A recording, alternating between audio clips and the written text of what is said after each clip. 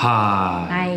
Kita ketemu lagi masih di episode soal inner authority. Di episode kali ini kita mau bahas soal inner authority, yaitu Splenic. Nah, apa itu inner authority? Teman-teman bisa cek di video inner authority emosional. Ya, yang pertama pertama kali kita bahas tentang inner authority. 2 video sebelum inilah gitu ya. Nah, di situ kita bahas dulu apa itu inner authority, fungsinya apa. Jadi buat teman-teman yang langsung loncat ke episode ini, mungkin bisa cek dulu di video inner authority emosional. Di awal video kita bahas tentang pengertian inner authority dan fungsinya apa. Nah, buat teman-teman yang splenic authority, mari kita bahas apa itu splenic authority. Apa, Bu? Enak ya, saya tinggal ngelempar aja ya. Splenic. Kalau splenic itu intinya berkaitan Temannya dengan Asterix. Iya, teman-temannya ya. Berhubungan dengan intuisi. Ya. Jadi teman-teman yang inner authority-nya splenic itu sebetulnya akan bisa memutuskan mana yang tepat, pilihan yang selaras itu dengan mendengarkan intuisinya. Oke. Nah, yang perlu dikenali dari intuisi itu sifatnya adalah tidak bisa diatur, datangnya tidak terduga, tapi selalu tepat pada saat dibutuhkan. Jadi dia tuh nggak bisa diprediksi, nggak bisa direncanakan, nggak bisa diminta gitu kan, nggak bisa request gitu. Minta wangsit dong gitu. Tapi sebetulnya kalau kita mintanya di saat kita butuh, dia pasti memang muncul, diminta atau nggak diminta, pasti dia muncul ya. Dia datang di waktu yang tepat ya. Iya, gitu ya. Nah, banyak orang yang punya splenic authority itu kesulitan membedakan antara intuisi dengan logika. Dengan pikiran. Nah, sebetulnya intinya untuk bisa semakin fasih menggunakan splenic ini adalah pikirannya perlu jernih, gitu ya. Jadi perlu kesadaran dan juga yang kedua perlu fasih untuk live in present, gitu ya, untuk ada di momen sekarang. Karena kalau kita ada di momen sekarang, pikiran itu diem. Pikiran itu cenderung ya hanya mengerjakan apa yang ada sekarang. Nah, pikiran kita itu biasanya berisik kalau dia tuh lompat ke depan dan ke belakang. Mikirin masa lalu, mengkhawatirkan masa depan, itu yang bikin pikirannya penuh gitu ya. Penuh dengan banyak hal tapi yang sebetulnya nggak relevan dengan momen sekarang gitu kan. Nah, ketika pikirannya berisik dengan berbagai macam hal, intuisinya ngomong itu seringkali nggak kedengeran. Ya, kayak misalnya kita lagi di pasar yang banyak orang rame, tiba-tiba ada orang yang berbisik gitu kan. Karena kan suara intuisi ini datangnya sekonyong-konyong gitu ya, tiba-tiba dan bisa cuma set gitu. Cuma sekelebatan gitu ya. Nah, kalau pas intuisinya bunyi, kitanya lagi berisik, kitanya lagi rame, intuisinya nggak kedengeran. Dan biasanya makin kita nggak bisa dengar, kita akan makin panik karena aduh ini gimana ya, kita cenderung cari cara gitu kan. Ini gimana. Dan karena sibuk nyari, pikirannya berisik, intuisinya malah nggak kedengeran. Tapi intuisi yang nggak kedengeran malah bikin itu makin berasa panik dan makin berasa hilang gitu kan. Nah, jadi sebetulnya bisa diputus pola itunya dengan sadar untuk ada di momen sekarang dan pikirannya tuh jernih dan tenang. Dan percaya bahwa tadi intuisi itu selalu datang di saat dibutuhkan. Gitu. Jadi sebetulnya orang-orang yang authority-nya splenic itu sebetulnya justru kalau udah fasih itu adalah orang-orang yang paling santai. Iya, santuy banget ya. Karena splenic-nya pasti datang untuk menemaninya gitu ya. Iya, karena yakin santai aja, ntar juga akan tahu gimana. Ntar juga pasti akan tahu harus ngapain, waktunya kapan. Itu semuanya intuisi selalu tepat kasih tahu. Nah, jadi kalau udah deket sama intuisinya, udah akrab, udah tahu, udah jernih, malah sangat enak banget gitu, karena merasa ya hidupnya pasti akan selalu dituntun gitu Iya, dengan iya. selamat dan aman. Yes.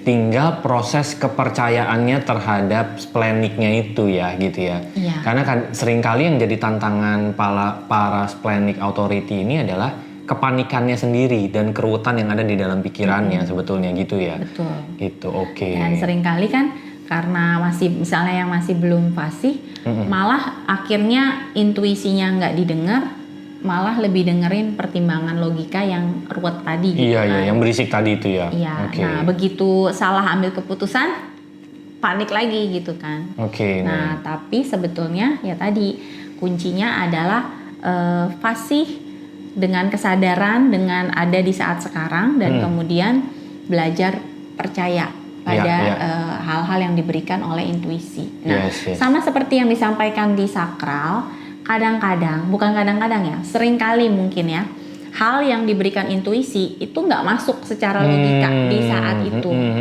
sehingga kayak jadi masa Apa sih iya gitu ya. gitu ya. Padahal misalnya secara logika semuanya fine, tapi kok intuisinya bilang suruh out misalnya atau suruh apa gitu ya, yang kayaknya kok nggak masuk dengan keadaan sekarang gitu. Tapi selalu ya intuisi itu karena inner authority itu visioner, di kemudian hari, di beberapa waktu kemudian baru kita bisa tahu gitu, oh kemarin tuh intuisinya ngasih tahu ini ternyata karena ini. Nah, kalau kita cenderung dengerinnya logika, maka biasanya telat gitu kan. Pada saat intuisinya bilang ini kita nggak ikutin, pada saat udah kejadian kita malah oh iya ya harusnya kemarin begini gitu. Jadi ya memang disadari bahwa kerja inner authority itu seringkali memang tidak selalu dapat ditangkap oleh logika di saat itu. Oke. Tapi di kemudian harinya baru logika akan dapat memproses. Oke. Nah, pertanyaan nih. Ada tips nggak gimana supaya kita bisa live in present dan supaya kita bisa jernih mendengarkan si splenic-nya itu pada saat dia datang? Iya, sebetulnya tipsnya ya tadi ya, live in present itu sendiri sudah tips ya sebetulnya. Fokus di saat sekarang itu sebetulnya ya jadi ujung-ujungnya sebetulnya adalah kerja kesadaran. Karena kalau kita sudah sadar, yang namanya sadar itu kan kita tahu ya, kita lagi ngapain, kita lagi ngerasa apa, kita lagi mikirin apa. Nah, di saat sadar itu kita akan tahu, oh pikiran kita ini saat ini itu lagi penuh dengan apa. Dengan masa lalu kah, dengan masa depan kah, atau betul-betul dengan apa yang sedang kita hadapi sekarang. Nah, saat kita sadar bahwa misalnya pikiran kita lagi penuh dengan hal-hal yang di masa lalu atau masa depan, kita bisa saat itu juga kok melepaskan apa yang di depan dan di belakang itu gitu. Jadi kita dengan sadar terus menjernihkan pikiran dan membuat pikiran kita itu bisa dibilang kosong. Bukan kosong bengong ya, tapi kosong sehingga hanya berisi hal-hal yang perlu-perlu aja gitu. Ya, jadi secara berkala kesadarannya tuh selalu memfilter, oh ini nggak perlu, ini nggak perlu. Nah, semakin terlatih untuk ada di saat sekarang dengan pikiran yang kosong tadi ya, dengan pikiran yang fokus ke saat ini, maka sebetulnya kita akan lebih mudah memberi ruang untuk intuisinya itu kedengeran. Oke. Gitu. Nah, jadi belajar sadar, belajar aware. Ya. Karena seringkali mungkin 80% lebih kegiatan yang kita lakukan setiap hari itu kita tidak sadar sedang melakukannya. Sedang ngapain gitu ya. Lagi ngapain, makanya banyak orang tuh sering lupa gitu ya. Iya, habis kunci pintu. Udah dikunci belum ya? Udah belum ya? Karena pada saat ngunci pintunya pikirannya kemana-mana, nggak iya. lagi fokus ngunci pintu gitu kan. Fisiknya doang ngunci pintu, tapi pikirannya lagi mikirin anak, mikirin ini, sehingga kunci pintunya jadi lupa. Ya, mungkin salah satu trik yang paling sederhana untuk kita bisa hidup di masa sekarang adalah kembali lagi ke nafas. Sama kayak orang meditasi ya. Pada saat nanti pikirannya kemana-mana, ingat aja, oh iya, kembali ke nafas. Saya tarik nafas, saya buang nafas. Sekarang saya lagi tarik nafas, saya buang nafas. Itu adalah salah satu trik supaya kita kembali lagi hidup di Cepat saat kembali ini ya. gitu ya. Oh, sekarang saya lagi mikirin soal pekerjaan. Oh, sekarang saya lagi jalan kaki Ya. kanan maju, sekarang kaki kiri maju. Nah, kembali ke momen saat itu ya, dengan paling mudah adalah dengan trik mengamati gerak tubuh sama gerak nafas. Itu membuat kita kembali lagi ke momen saat ini. Dan kalau kita makin sering mengamati kegiatan kita di momen saat ini, splenic-nya jadi gampang terdengar, semakin mudah terdengar sebetulnya gitu ya. Karena pikirannya jadi lowong tadi kan. Yes. Oke. Nah, buat teman-teman yang splenic authority, begitulah ya. Tapi buat teman-teman yang inner authority-nya bukan splenic, nanti teman-teman bisa lihat ya di video-video kita yang tentang inner authority yang lain. Nah, cuman inner authority ini hanya satu bagian dari pembacaan human design yang menyeluruh sebetulnya. Nah, buat teman-teman yang ingin mendapatkan penjelasan human design-nya secara menyeluruh gitu ya, atau Bagaimana mengkombinasikan kerja inner authority dengan strategi, dengan type, dengan gate-gate-nya, itu yang penting ya. akan lebih membuat kita lebih tahu ya cara mengoperasikan diri secara keseluruhan gitu kan. Ya, nah teman-teman bisa cek aja, ada banyak informasi yang teman-teman butuhkan di description gitu ya.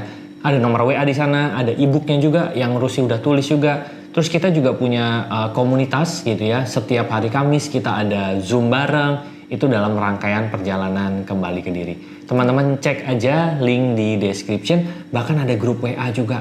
Nanti di waktu-waktu tertentu kita buka sesi tanya jawab di sana. Jadi cek aja di description. Ada banyak informasi yang teman-teman butuhkan di sana. Oke? Kita akan ketemu lagi di episode-episode mendatang. Thank you. Bye-bye. See you.